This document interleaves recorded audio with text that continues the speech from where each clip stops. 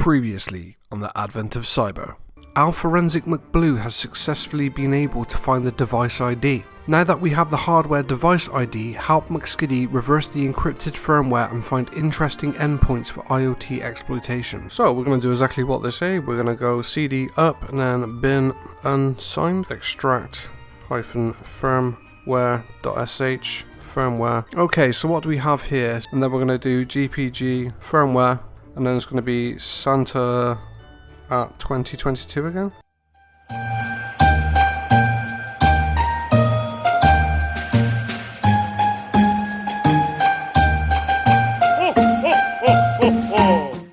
Hello world and welcome to Hacks. We are back looking at day 21 of TryHackMe's Advent of Cyber. The topic of this room is MQTT. Have yourself a merry little webcam. As seems to be the case with most of the rooms in the TryHackMe Advent of Cyber, I have no prior experience with MQTT. So I'll be reading through the room, learning as I go and pointing out anything that I notice, I suppose. But yeah, without further ado, the story. After investigating the web camera implant through hardware and firmware reverse engineering, you are tasked with identifying and exploiting any known vulnerabilities in the web camera. Alf McSkiddy is confident you won't be able to compromise the web camera as it seems to be up to date, but we will investigate if off-the-shelf exploits are even needed to take control of the workshop. And the learning objectives of this room are to explain the Internet of Things, why it is important and if we should be concerned about their danger. Understand the differences between an IoT specific protocol and other network service protocols. Understand what a publish and subscribe model is and how it interacts with IoT devices. Analyze and exploit the behavior of a vulnerable IoT device. So,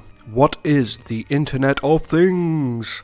The Internet of Things defines a categorization of just that, things. Devices are interconnected and rely heavily on communication to achieve a device's objectives. Examples of IoT include thermostats, web cameras, smart fridges, to name only a few. While the formal definition of IoT may change depending on who is setting it, the term can be best used as a broad categorization of a device that sends and receives data to communicate with other devices and systems. If IoT defines such an extensive categorization of devices with varying capabilities and objectives, what makes them important warrants that we study them. While several justifiable reasons exist to study IoT, we will address three possible answers. First, IoT categorizes unique devices, e.g. smart fridges, that don't match other categories such as mobile devices. IoT devices tend to be lightweight, which means that the device's functionalities and features are limited to only essentials. Because of their lightweight nature, modern features may be left out or overlooked, one of the most concerning being security.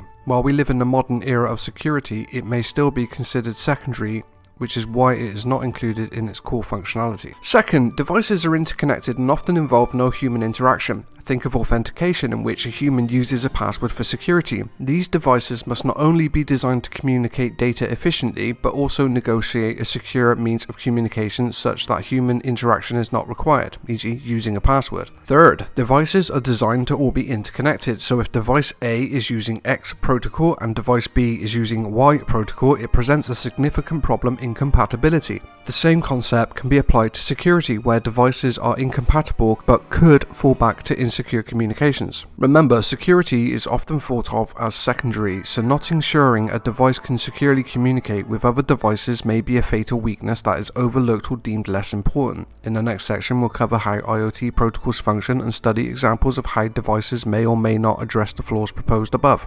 Introduction to IoT protocols. An IoT protocol categorizes any protocol used by an IoT device for machine-to-machine, machine-to-gateway or machine-to-cloud communication. As previously defined, an IoT device sends and receives data to communicate with other devices and systems. With this in mind, an IoT protocol's objective should be efficient, reliable, and secure data communication. We can break up IoT protocols into one of two types, an IoT data protocol or an IoT network protocol. These types may be deceiving in their names as both are used to communicate data. However, they differentiate is how and where the communication occurs. At a glance, an IoT data protocol commonly relies on the TCP or Transmission Control Protocol model, and an IoT network protocol relies on wireless technology for communication. We will continue expanding the purpose of these protocol types below. Let's break down an IoT data protocol into concepts that may be more familiar to us. An IoT data protocol is akin to a common network services that we may be used to, such as HTTP, SMB, FTP, and others. In fact, HTTP can be used as a backbone for other IoT protocols or as an IoT data protocol itself. An IoT network or wireless protocol still maintains the same goals as a data protocol, that is data communication, but it achieves it differently. Rather than relying on traditional TCP protocols, these protocols use wireless technologies such as Wi-Fi, Bluetooth, Zigbee, and Z-Wave to transfer data and communicate between entities. Okay, I recognize Zigbee and Z-Wave. They are home automation protocols, I think, aren't they? Like smart home protocols, if I'm not mistaken. Anyway, throughout this task we will focus on the former category of protocols and how they interact with IoT devices. So then, let's dive deeper into IoT data protocols and what makes them, a data protocol. Messaging protocols and middleware. Because data communication is the primary objective of IoT data protocols, they commonly take the form of a messaging protocol. This is the protocol that facilitates the sending and receiving of messages or payload between two parties. Messaging protocols communicate between two devices through independent server or middleware, or by negotiating a communication method amongst themselves. Devices normally use a middleware because they must be lightweight and efficient. For example, an IoT device may not support a more robust protocol such as HTTP. A server is placed in the middle of two clients who want to communicate to translate the communication method to a means that both devices can understand the given technology. So it's like a translator that sits in the middle of both of them, and they send the data, it understands both protocols and then relays it onto the other client. Very cool. Recall how we mentioned the compatibility of device protocols could be a problem. Middleware fixes some of the associated issues, but may still be unable to translate all communications. Below is a brief synopsis of popular messaging protocols used by IoT devices. So we have MQTT, message query telemetry transport. I think that's what we're focusing on this room, isn't it? A lightweight protocol that relies on a publish-subscribe model to send or receive data. COAP, Constrained Application Protocol, translates HTTP communications to a usable communication medium for lightweight devices. AMQP, Advanced Message Queuing Protocol, acts as a transactional protocol to receive, queue, and store message payloads between devices. DDS, Data Distribution Service, a scalable protocol that relies on a publish-subscribe model to send or receive messages. HTTP, Hypertext Transfer Protocol, used as a communication method for traditional devices to lightweight devices for a large data communication. WebSocket relies on client-server model to send data over a TCP connection. We will continue diving deeper into the MQTT protocol and potentially related security issues throughout this task. Functionality of a publish-subscribe model. Messaging protocols commonly use a publish-subscribe model. Notably, the MQTT protocol. The model relies on a broker to negotiate published messages and subscription queries. Let's first look at the diagram of this process and then break it down further. So that's like that middleware, I assume, that they're talking about. Based on diagram above, a publisher sends the message to the broker.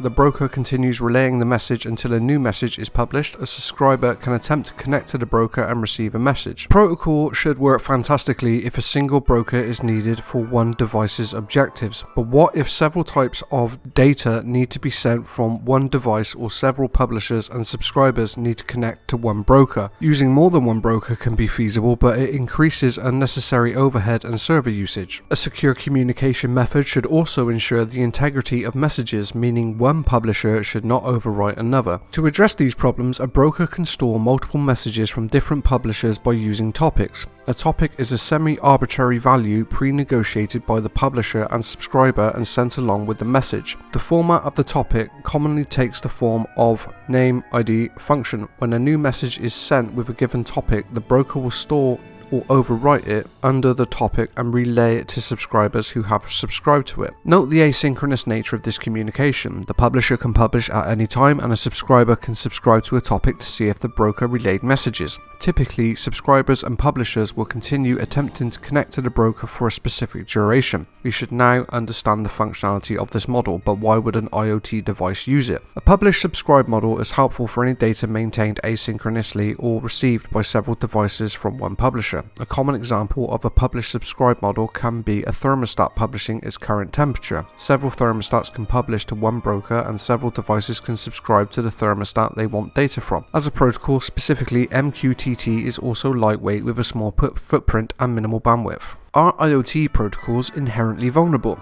We've identified the relation between IoT protocols and network services and how messaging protocols function. This still leaves the question of how secure IoT protocols actually are.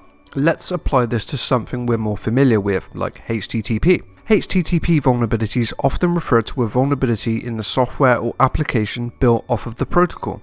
This does not mean that the protocols are absent of vulnerabilities, but they generally possess strict requirements and require revisions before release or public adoption. Similar, IoT protocols are not inherently vulnerable, so what makes an IoT device insecure? Before giving a more formal explanation, let's consider the default settings of MQTT when it is first deployed. An MQTT broker assigns all devices connected to it read-write access to all topics. That is, any device can publish and subscribe to a topic. We may be okay with this idea at first. In the thermostat example, we are only communicating temperatures, so the integrity of data should not be an issue, but let's dive into this issue more. Our data should follow the CIA confidentiality, integrity and availability best practices as closely as possible. That is, data should not be read or manipulated by unauthorized sources and should be accessible to only authorized users. Following best practices, authentication and authorization should be implemented to prevent potentially bad actors from compromising any principle of the CIA triad. That's the triangle of the CIA. What is the risk to IoT devices if best practices are not considered? Risk is almost solely dependent on the behavior of a device. Let's say a device trusts an MQTT publisher and passes data or commands to perform actions affecting the device's settings. An attacker could send a malicious message to perform unintentional actions. For example, a thermostat sends a message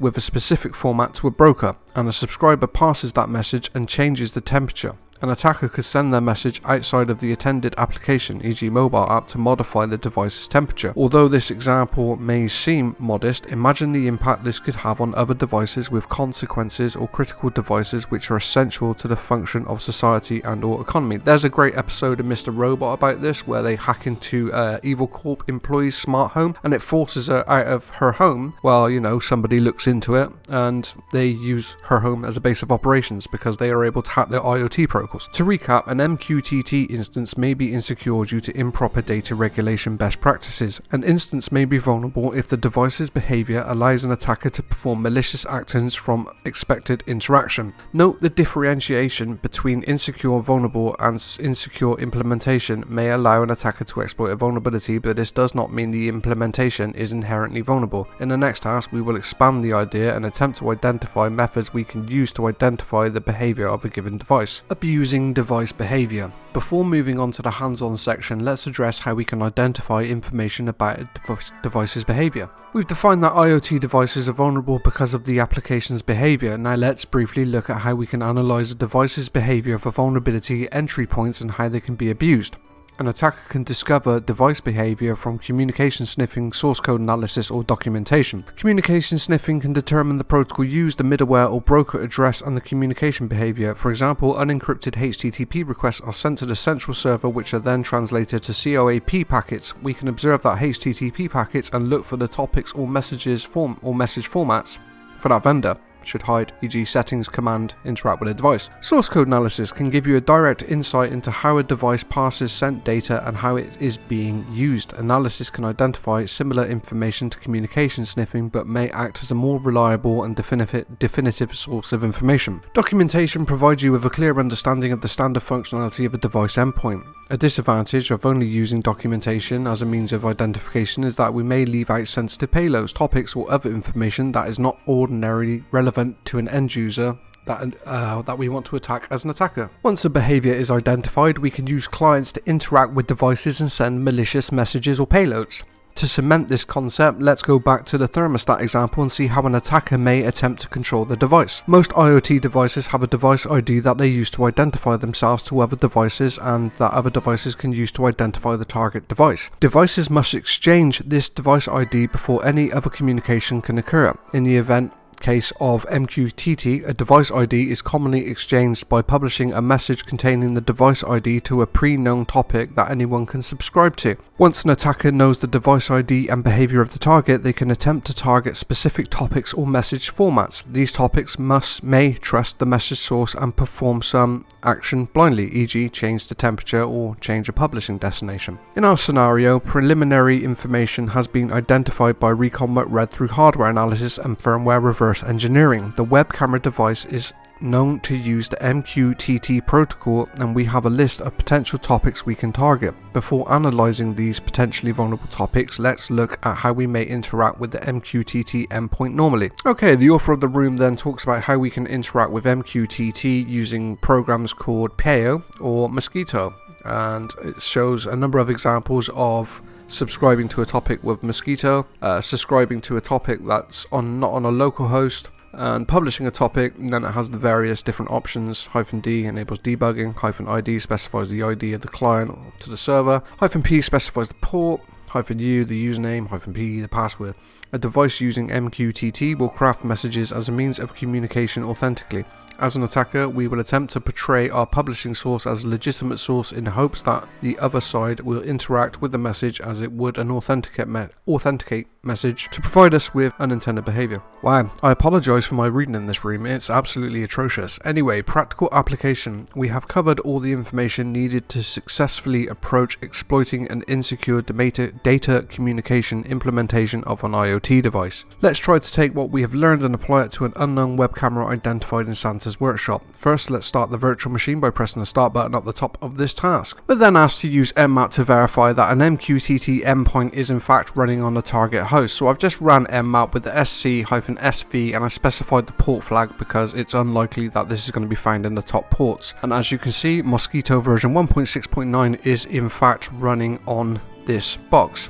Next, we're asked to use Mosquito sub to subscribe to device init topic and enumerate the device and obtain the device ID. So if we come back up, we can see that you can subscribe to it by just doing Mosquito sub, and then we specify the host and then use the T flag to specify the sub. So we're going to come back over here and we're going to paste our clipboard selection, and I believe the sub we were supposed to subscribe to is device init, so we're going to change that to init, and then we need to specify the IP address, which I can see just through my terminal there due to the awesome transparency, and that is 10.10.28.83. And if we hit return on that, hopefully we should get something back. But that doesn't appear to be the case. Oh, there it goes. We have something come back. And next, we're challenged to spin up a Docker container using this RTSP simple server Docker image. So I'm just going to jump back into my terminal, Control-Shift-T. You may need to install Docker if you're doing this on your own virtual machine. That's going to be a bit beyond the scope of this video, but we're going to do sudo docker. You can see I've already run it. And then what this is going to do is it's going to go to Docker Hub or the external repository, pull that image down, and then run it. And now you can see it's listening on the ports waiting for communication. Okay, so next it's saying use Mosquito pub to publish your payload, device ID CMD topic. Recall the URL you must use, the attack box IP address and respective interface. If you're using the VPN, it'll be blah blah blah blah blah. If the message was correctly interpreted and the RTSP stream was redirected, the server should allow you to successfully connect to the output with output warnings may be dropped, blah blah blah, and then you can view it via VLC. All I'm going to do is I'm going to jump into my terminal and I'm going to open a new tab, and I'm going to use copy and paste because I've already generated it. So I'm saying Mosquito publish to the host, which is the target host, which you can probably see there, 10.10.28.83, and then we're posting to the device ID or the topic device, which is the hardware address here, CMD, and then the message, and then we're saying this is the payload, and we're telling it to go to our server, which we're using. Let's close that tab, which we've created here on 8554, and then we're specifying a path of hacks, and that appears to have done something. So now if we go down here,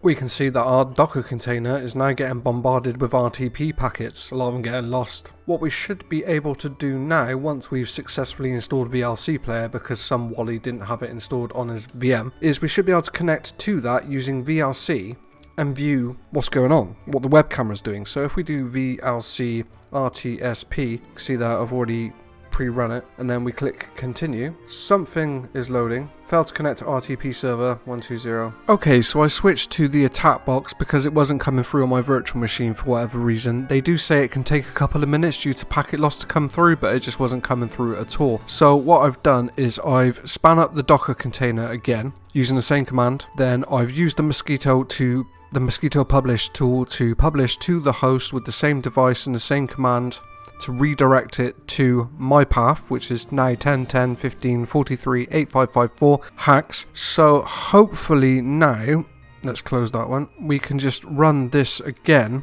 and we're specifying the path that we specified above, which is my IP and hacks, but we're going to localhost because why not? Now that should open up and show us the stream and the flag, which is THM, your camera is mine. Yeah, I struggled with this. So now we should be able to go back and answer the questions. The first one is, what port was Mosquito running on? If we go back to our mmap on this box, hopefully cancel that quickly and go all the way up, we can see Mosquito was running on port 1883. Is the device init topic enumerated by mmap during a script scan of all ports? So I did a script scan of it and it didn't actually enumerate it. However, I've seen from other people's that the device init was enumerated, but as you can see, mine isn't. So I'm going to put no first of all, but I'm fairly sure the answer is actually yes. Yeah, so the answer is yes, but for some reason mine didn't initialize it when I did the SC scan. Who knows? Mosquito version is the device using, so come back over here, we can see it's 1.6.9, and then what flag is obtained from the stream, which we know is THM, your